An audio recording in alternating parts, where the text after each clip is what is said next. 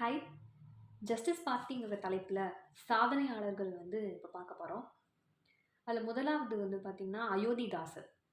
இவர் 1845ஆம் ஆண்டு மே 20ஆம் தேதி கோயம்புத்தூர் மாவட்டத்தில் உள்ள காத்தவராயன் என்ற கிராமத்தில் பறையர் குலத்தில் பிறந்திருக்காரு. இவர் முதல் தலித் தலைவர் ஆவார்.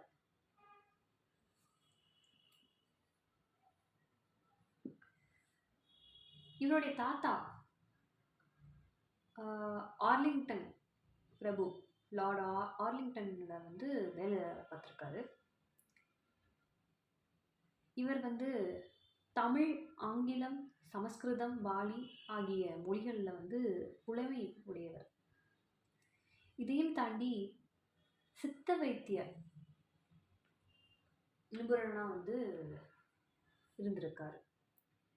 இவர் 1870ஆம் ஆண்டில் நீலகிரிக்கு போய் அங்கே டோடா என்ற பழங்குடிய மக்கள் கூட இருந்து தங்கி அவர்களுடைய பிரச்சனைகளை புரிந்து கொண்டு விழிப்புணர்வு உண்டாக்கியிருக்காரு. அந்த அனுபவத்தில் விளைவாக தான் திராவிடர் பற்றிய ஆர்வம் அவருக்கு ரொம்ப ஏற்பட்டது. 1876ஆம் ஆண்டு அத்விதானந்த சபை என்ற அமைப்பை ஆரம்பிச்சிருப்பாரு. அருள் திரு ஜான் ரத்தினம் அவர்களுடன் இணைந்து திராவிட பாண்டியன் என்ற ஒரு இதழில் வெளியிட்டிருப்பார். 1886ஆம் ஆண்டு தீண்டத்தகாதோர் இந்துக்கள் அல்ல அப்படின்னு ஒரு அதிர்ச்சிக்குரிய ஒரு விஷயத்தை சொல்லியிருப்பார். 1891ஆம் ஆண்டில் திராவிட மகாஜன சபை என்ற அமைப்பை தோற்றி வைத்திருப்பார். அதே ஆண்டு மக்கள் கணக்கீடு அதில் சாதியற்ற திராவிடர் அப்படிங்கிற ஒரு விஷயத்தை அவர் வேண்டுகோள் விட்டிருப்பார். அடுத்து பண்டைய பறையர்கள் பௌத்தர்கள் அப்படின்னு சொல்லியிருப்பார். அவர்கள் நில சொந்தக்காரர்கள் என்றும் அவர்களுடைய நிலத்தை வெளியிருந்து வந்த அயலவ ஆரியர்கள் திருடி கொண்டதாகவும் சொல்லியிருப்பார். அது மட்டும் இல்லாமல் கர்னல் ஆல்காட்டை சந்தித்து புத்த மதத்தை அந்த மதத்துக்கு மாறுவதற்கு பற்றி அவர் பேசிட்டுப்பார். பேசியதோடு மட்டும் இல்லாமல் அவர் ஆட்காட்டோட ஆதரவோடு இலங்கை சென்று சிங்கள புத்த துறவியான பிக்கு சுமங்கல நாயக்கோட தீட்சையை பெற்றிருப்பார். பின்பு அங்கே திரும்பிய அயோத்திதாசர் 1898ஆம் ஆண்டு சாக்கிய புத்த சங்கம்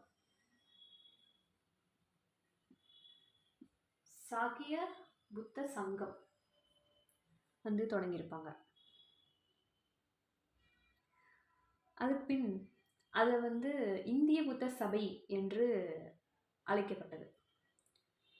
1907ஆம் ஆண்டு ஒரு பைசா தமிழன் என்ற செய்தித்தாளை வெளியிட்டிருப்பாரு.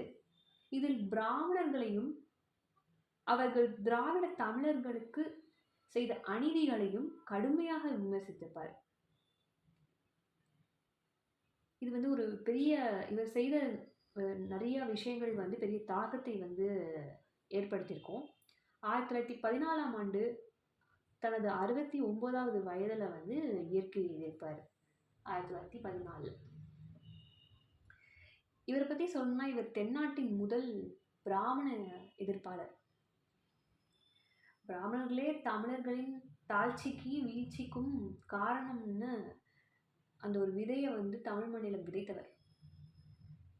தலித்துகள் புத்த மதத்துக்கு மாறினால்தான் அவர்களின் சூழ்நிலை நீங்கும் அப்படின்ட்டு அவர் சொல்லியிருப்பார். தேசிய சித்த வைத்திய ஆராய்ச்சி மையம் ஒன்று சென்னையில் தோன்றி வைக்க வேண்டும் என்று கோரிக்கையை முன்வைத்தவர். அதேபோல் குடியரசு கட்சி தலைவராக இருந்த சேகு தமிழரசன் சித்த வைத்திய ஆராய்ச்சி மையம் துவக்க வேண்டும் என்று போராடியுள்ளார். இதன் விளைவாக 2005 செப்டம்பர் 3ஆம் தேதி வந்து சென்னையில் வந்து சித்த வைத்திய ஆய்வு மையம் வந்து தொடங்கியிருப்பாங்க. இது யாரால தொடக்கப்பட்டதுன்னா பிரதமர் மன்மோகன் சிங் அவர் வந்து திறந்து வச்சிருப்பார். இவ்வளோ இதெல்லாம் செஞ்சும் அவருக்கு வந்து சில குற்றச்சாட்டுகள் இருந்தது. அதில் ஒன்று தான் வந்து அவர் வந்து ஆங்கிலேயர் ஆதரவாளர் அப்படிங்கிறத சொன்னாங்க. அது மட்டும் இல்லாமல் இந்திய விடுதலை இயக்கத்திற்கு எதிரானவர் என்றும் சுதேசி இயக்கத்தை வந்து வன்மையாக கண்டித்தவர் என்றும் பேசப்பட்டது. பிராமண எதிர்ப்பாளர் அப்படிங்கிற விஷயத்தையும் வந்து பரப்ப ஆரம்பிச்சாங்க. அம்பேத்கர், பெரியார், ஈவே ராமசாமி, அப்புறம் உதித்ராஜ், திருமாவளவன் இவர்கள் எல்லாருக்குமே வந்து அயோத்திதாசன் கொள்கை வாரிசு அப்படின்னு வந்து சொல்லுவாங்க. இதுதான் அயோத்திதாசர். அடுத்து வந்து இரட்டைமலை சீனிவாசன். இவர் வந்து அயோத்திதாசனின் மைத்துனர். இவரும் வந்து தலித் இயக்கத்திற்கு ஒரு முன்னோடி. இவர் 31 வயதில் வந்து பறையர் மகாஜன சபை அப்படின்னு தொடங்கியிருப்பார் 1891ஆம் ஆண்டில். இந்த அமைப்பை பின்னர் ஆதி திராவிட மகாஜன சபை அப்படின்னு ஒரு பெயரிடப்பட்டது.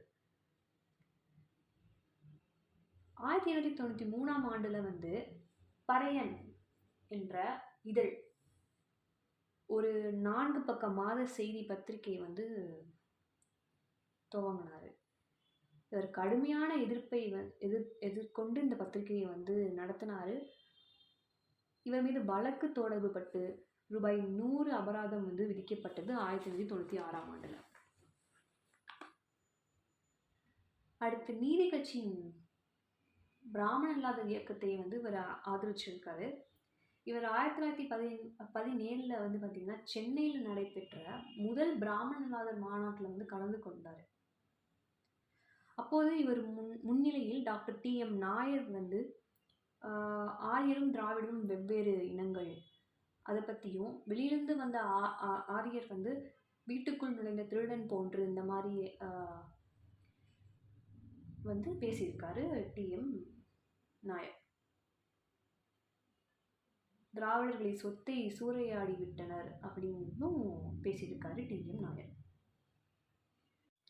1930ஆம் ஆண்டு லண்டனில் நடைபெற்ற முதல் வட்டமேஜை மாநாட்டில் வந்து பங்கேற்றிருந்தார். அப்போ வந்து அம்பேத்கரும் கலந்து கொண்டார். MC ராஜா, அம்பேத்கர் ஆகியோர் 1932ஆம் ஆண்டு காந்தி துவங்கிய தீண்டத்தகாதோர் ஊழியர் சங்கத்தில் வந்து சேர்ந்து ஆனால் விரைவில் வந்து விலகி கொண்டனர்.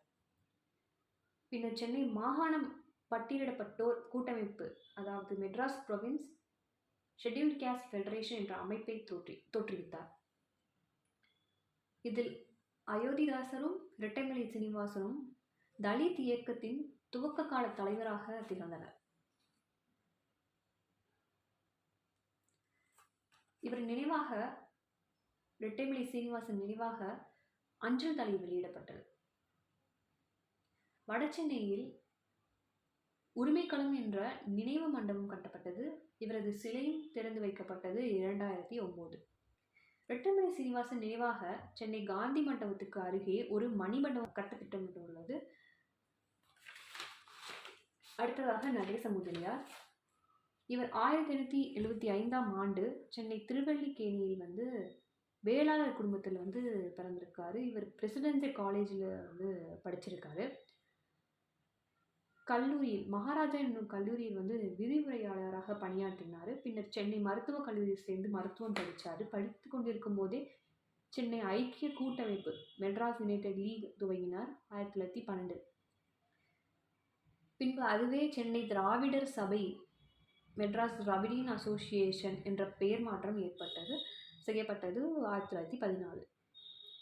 இச்சபை வந்து பிராமண் அல்லாதோர் கல்வி வளர்ச்சிக்கும் குறிப்பாக முதியோர் கல்விக்கும் வந்து முன்னுரிமை கொடுத்தது. இவர் திராவிடர் விடுதி துவங்கினார். பிட்டி தியாகராஜ செட்டியும் மருத்துவ மேதையான TM நாயரும் ஓரணியில் கொண்டு வரும் முயற்சியில் வெற்றி பெற்றார்.